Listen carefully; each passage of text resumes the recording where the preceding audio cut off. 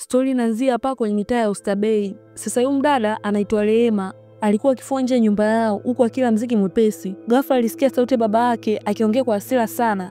Kasimu, hivyo kazi yako ni kulamba mishahara tu au kusimamia kazi? Umeacha mazao yameharibika shambani, nilikwambia kuhusu kuyavuna, lakini hakuna ulichofanya. Unadhani pesa yangu naipataje mimi? Sauti ya baba Rehema ilizidi kuwa kali sana. Mazao shambani yameharibika, miwa imekauka, una akili kweli wewe?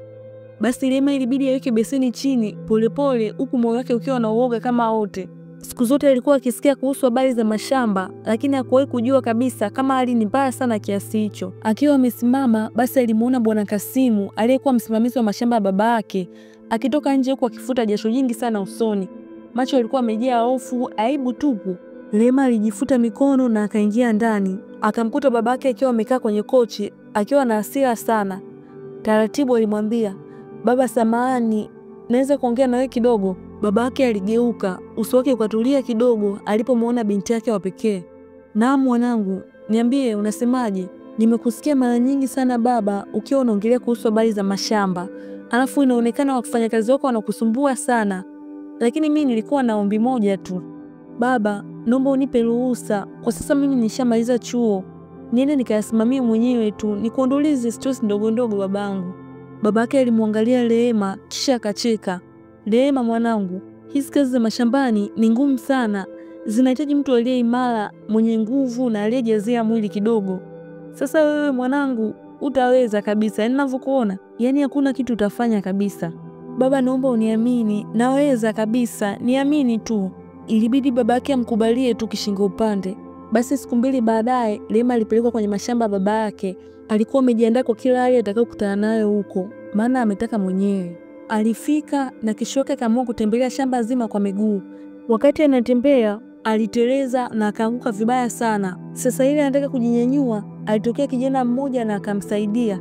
"Pole sana dada, umeumia sana," alisema kwa sauti ya huruma. Rehema alimtazama kwa mshangao kidogo. Jamaa alijishtukia, ikabidi ajitambulishe tu. "Mimi naitwa John." Alijitambulisha huko akimsaidia kusimama. "Ni kibarua kwenye haya mashamba." Kila mtu aliona jinsi Rehema alivyoteleza. Basi hapo hapo msimamizi wao alikuja na akamwambia John ampeleke mtoto wa bosi zahanati ndogo ya kijiji. Basi akamchukua akampeleka na gari la shambani. Njiani walizungumza mengi sana. Rehema alikuwa akimuuliza maswali pale, ghafla akajikuta anamuuliza kuhusu elimu yake. John alimwambia, "Mimi nilisoma mpaka degree, nilisomea udaktari." Rehema akadakia, "Unasomaje udaktari alafu mpaka sasa hivi upo hapa?" "Ni ngumu kuamini, lakini sasa hivi hakuna ajira kabisa na maisha yamekuwa magumu sana. Pia nilirudi kijijini kumsaidia mamangu ambaye ni mgonjwa sana. Nilifanya hivyo baada ya babangu kufariki. Sikuwa na namna kabisa." Rehema alishtuka. Hakutegemea kijana aliyemkuta shambani akiwa na mavumbi tele angekuwa na historia nzuri ya elimu kama hiyo. "Kwa nini kuendelea kutafuta kazi nyingine?" aliuliza kwa udadisi zaidi.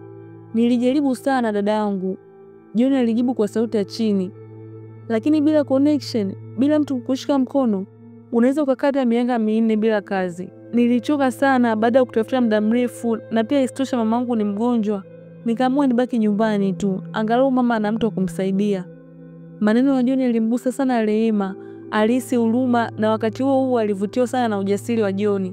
Alikuwa tofauti, alikuwa na akili, adabu na moyo wa kujitolea. Siku ziliendelea na kila siku alipokuwa shambani, Rehema alijikuta akimtazama John kwa macho tofauti. Na John naye hakuwa mjinga, aliona tu kabisa kuna kitu hapa lazima kinaendelea. Basi mwezi mmoja ukapita na urafiki wao ukawa mkubwa sana. Usiku mmoja alikuwa wamekaa karibu na moto huku akiwa wanaongea taratibu kabisa. Basi John aliamua mfungukie Rehema. "Rehema, sijawahi kukutana na msichana kama wewe. Wewe ni baraka kabisa maishani mwangu." Rehema alijibu kwa tabasamu kabisa. "Na wewe pia John." Baada ya hapo walijikuta wakiwa katika mahusiano. Basi walijikuta wakipendana sana mpaka wivu yani. Rehema alikaa kijijini na baada ya msimu wa mavuno kuisha, basi babake alimtaka arudi nyumbani. Lakini alimwahidi John kwamba si muda atarejea tena. Basi Rehema alifika nyumbani. Alifika usiku wa saa 2 na mama yake alifurahi sana kumuona, akiamini binti yake anarudi na habari njema za kazi na maendeleo mengineyo. Asubuhi ilipofika wakiwa wamekaa mezani wanakunywa chai, huko wakiwa wanazungumza kuhusu mipango ya Rehema kuendelea na shule kwenda kusoma nje. Ndipo Rehema aliwaambia, "Mama, baba, kuna jambo nataka niwaambie." Babake alimwangalia kwa uso upole. Tuambie mwanangu. Nikiwa kijijini nilikutana na kijana mmoja anaitwa John. Alikuwa ni kibarua katika shamba lako. Nimempenda kwa moyo wangu wote na sasa tuko kwenye mahusiano. Kilitenda kimya kizito kana kwamba umeme ulikatika. Babake alikunja uso. Unasemaje wewe? Umempenda nani? Kijakazi wa shambani? Mamake Rehema alitupa glasi ya maji chini kwa hasira. Unasema nini? Huyo kijana wa shambani, huyo hata hana chochote cha kujivunia. Rehema, hii ni fedheha kwa familia yetu. Rehema alijaribu kuelezea. Ni mtu mzuri sana, ana heshima na pia na moyo safi. Kia wewe mtoto, tunataka mtu mwenye hadhi sawa na familia yetu, sio moyo safi, mamake aliongea. Hapo hapo babake alinyanyuka na sauti ya amri. Sikiliza vizuri Rehema, kama bado unaheshimu familia hii, utaachana na huyo maskini. Sisi si wa aina hiyo. Kama utamng'ang'ania, basi uondoke katika hii nyumba, uende kwa huyo unayemwona ni bora zaidi ya sisi. Rehema alinyamaza, machozi yakimtiririka. Usiku huo hakuweza kulala. Alijisikia vibaya sana, mwili wake haukuwa sawa kabisa. Asubuhi yake mamake alishtuka kumkuta Rehema akiwa amekaa nje na hali ya kutoeleweka. Alionekana akiumwa sana. Basi hapo hapo ilibidi wakimbilie hospitali. Baada ya vipimo, daktari alitoka akiwa na uso wa kutabasamu sana. Hongera, binti yenu anatarajia mtoto. Sauti ya daktari iliwapiga wazazi wa Rehema kama radi. Mamake alishika kichwa na kumwangalia binti yake kwa hasira. Huyu mtoto ni huyo kijana wa kijijini, si ndio? Rehema alinyamaza, lakini kimya chake kilikuwa jibu tosha. Basi hapo hapo babake aligonga meza kwa nguvu. Haiwezekani. Huu ni msalaba mkubwa sana. Unatudhalilisha mbele ya jamii, mbele ya ndugu zetu na mbele ya dunia kwa ujumla. Na huyu mtoto ni laana tupu. Hatuwezi kulea kizazi cha maskini hapa ndani. Mamake alipiga kelele ya maumivu. Tafuta dawa utoe hiyo mimba mara moja. Hatuwezi kuishi na hii aibu. Kama uwezi basi nenda zako. Hatutakutambua tena wewe. Basi Rehema ilibidi akae sakafuni. Alitetemeka kwa uchungu. Machozi yaliendelea kumtiririka, mamake akiinama mbele yake na kumwambia, huyu mtoto hakustahili kuingia katika familia yetu. Unachagua moja tu. Utoe mimba au uondoke. Basi siku 3 zilipita tangu Rehema ambiwa na wazazi wake kwamba hana budi kutoa hiyo mimba. Alikuwa ameketi chini chumbani kwake. Macho yake yalikuwa mekundu sana kwa kilio cha usiku kucha. Lakini moyo wake ulikuwa umejaa maamuzi magumu sana. Alijisemea moyoni mwake, abadani siwezi kutoa uhai wa mtoto huyo aliyeko tumboni mwangu. Alisema maneno hayo huku akiwa analia machozi mengi sana. Basi hapo hapo alifanya maamuzi magumu. Alinyanyuka polepole, akaandika barua fupi. Aliandika, huyu mtoto ni baraka yangu, si laana, nawapenda, lakini siwezi kuua roho isiyo na hatia kwa sababu ya maisha mnayotaka nyie. Mkinikumbuka, mniombee tu. Baada ya kuandika barua hiyo, alifunga begi lake kimya kimya. Hakusema kwa hili kwa mtu yoyote yule, wala kuangalia nyuma. Basi chap alitembea na akaelekea kituo cha magari ili aende kijijini kwa kina John. Basi alifanyikiwa na akafika. Alipofika kwa kina John, aligonga mlango kwa hofu. Mamake John ndiye alimfungulia. Na alipomwona Rehema, alishangaa sana. Rehema, karibu sana mwanangu. Asante mama, Rehema alisema kwa sauti ya chini. Walikaa hapo na Rehema alimuelezea mama John kila kitu na alimhurumia sana. Baada ya muda kidogo, John naye alirudi nyumbani. Alishangaa kumwona Rehema kwa sababu mara ya mwisho wakati wanawasiliana, Rehema kumwambia kabisa kama anakuja kijijini. Ilibidi Rehema amuelezee John kila kitu kilichomtokea. Alivyomaliza alimwambia, nisamehe sana John, sikupanga kabisa kuja huku bila taarifa. Niliona kama nikikwambia basi ningekuweka katika wakati mgumu sana. John kimoyomoyo alifurahi kwa sababu anaenda kuwa baba. Aliogopa sana kwa sababu hakuwa na kazi nzuri ya kutunza familia. John alikuwa anafanya bado kazi ya vibarua kwenye mashamba ya watu mbalimbali, hasa shamba la kina Rehema. Kila asubuhi aliaga na kurudi jioni, huko akirudi na pesa kidogo sana ya chakula. Alijitahidi kila siku kuhakikisha Rehema na mama yake hawakosi chakula. Wakati mwingine alikaa kimya kwa muda mrefu, akionekana kuwa na mawazo mengi sana.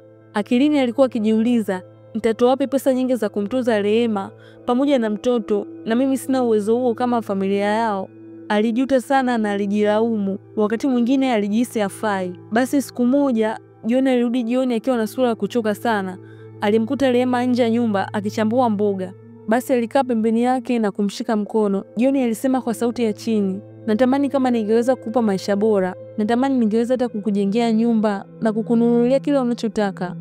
Rehema alimwangalia kwa tabasamu dogo. Usifikiri hivyo John, sitaki nyumba wala starehe yote ile. Nilichokuja nacho hapa ni moyo wangu tu. nitabaki hapa na wewe hata kama tutakula ugali na chumvi. Basi wakiwa wanaongea, ghafla waliona gari linakuja kwa kishindo sana.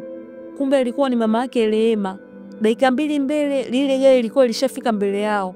Basi mama yake Rehema alishuka na aliongea kwa hasira sana. Alimwangalia Rehema kwa dharau nyingi mno, huku akipepesa macho yake kuangalia mazingira ya nyumba kina Rehema. "Wewe Rehema, hii ndio nyumba unayoishi? Binti wa Mr. Kiteto." Aibu tupu. Mamake John ilibidi atoke nje kwa kuogopa sana baada ya kusikia kelele kama ugomvi. Alimsalimia mama Rehema lakini hakujibiwa. Badala yake mama Rehema alimgeukia John kwa macho makali kama mkuki. "Wewe kijana, uone aibu? Unadhani kumtia mimba mwanangu ndio utafanikiwa kujiunga na familia yetu? Wewe ni nani na una nini haswa?" John alisimama, alitaka kusema lakini alijizuia. Rehema alijitokeza, alishika tumbo lake na akasema, "Mama, nimeamua. Huyu ndiye baba wa mtoto wangu na sijaona sababu ya majuto." Lakini mama yake alimwangalia kwa hasira kama moto. "Kwa hiyo ndio umeamua kufa maskini? Ndio umeamua ya maisha ya mwisho wako? Na huyo mwanaume hata kazi hana. Mnakula nini hapa? Vumbi. Umeharibu jina la familia yetu. Na huu ndio mnaita upendo? Hebu mtuchekeshe hapa. Kama wewe ni mwanaume kweli, ungekuwa na heshima, ungemrudisha mwanangu kwao na si kumfungia kwenye nyumba ya matope hapa." Kwa mara ya kwanza Rehema alitoa machozi mbele ya mama yake, lakini hakusema chochote kile. Alimwangalia mama yake kwa uchungu, kisha akamwambia kwa sauti ya upole, "Basi mama, nitakaa hapa hapa. Najua maisha yangu ya sasa si rahisi, lakini naamini ipo siku moja itakuwa rahisi tu." "Ndio unavyojidanganya eti atakuwa rahisi. Hicho kitu hakiwezekani kabisa Rehema. Sahau utajiri katika maisha yako." Basi mamake Rehema alimgeukia John kwa mara ya mwisho. "Mmeamua kufanya maisha, endeleeni na hadithi yenu ya umaskini. Mtalia mbele kwa mbele." Kisha aliingia kwenye gari na akaondoka zake. Tukio hilo liliwahuzunisha sana na walijiona kabisa hawana thamani, lakini hawakujali. Baada ya muda kidogo maisha yalizidi kuwa magumu sana, lakini John alijipa moyo tu, ipo siku moja atashinda. John alipambana sana, lakini alishia kufukuzwa kazi kwenye shamba la babake Rehema. Ila kukata tamaa kabisa. Alianza kufyatua matofali, kuuza kuni na hata kuuza mboga mboga. Alijitahidi kufanya kila kitu ili aweze kutunza familia alionayo. Siku zilipita, miezi ikaenda, tumbo la Rehema lilizidi kuwa kubwa. Alipofika wakati wa kujifungua, alimpigia simu mama yake, alimwambia, "Mama, nimefika kipindi cha kujifungua, nahitaji msaada wako. Waambie wako zako wakuhudumie. Sisi hatuna nafasi kwa watoto wa kimaskini." Alikata simu. Rehema alishika tumbo lake, alijiegemeza ukutani na kuanza kulia kimya kimya. Basi Rehema alianza kupata maumivu makali ya leba. Mamake John alimshika mkono na kujaribu kumtuliza huku akimuita, "John, John, njoo msaidie Rehema." Basi haraka walimkimbiza hospitali. Kwa kuwa John alisomea udaktari, basi alijisaidiana na wauguzi ili Rehema aweze kujifungua salama. Hatimaye Rehema alijifungua mtoto wa kike na walimpa jina la Tumaini. John alimshukuru sana Mungu na aliona sasa anahitaji kufanya kazi kwa bidii sana. Basi muda ulienda na miezi ikapita. John hakukata tamaa katika kutafuta kazi. Miezi michache baadaye alipewa barua ya kupata kazi katika hospitali ya Legal Medicare. Basi aliwapa taarifa hiyo Rehema pamoja na mamake. Walifurahi sana na baada ya mwaka mmoja basi walihamia mjini. John aliendelea kufanya kazi kwa bidii katika hospitali hiyo hiyo.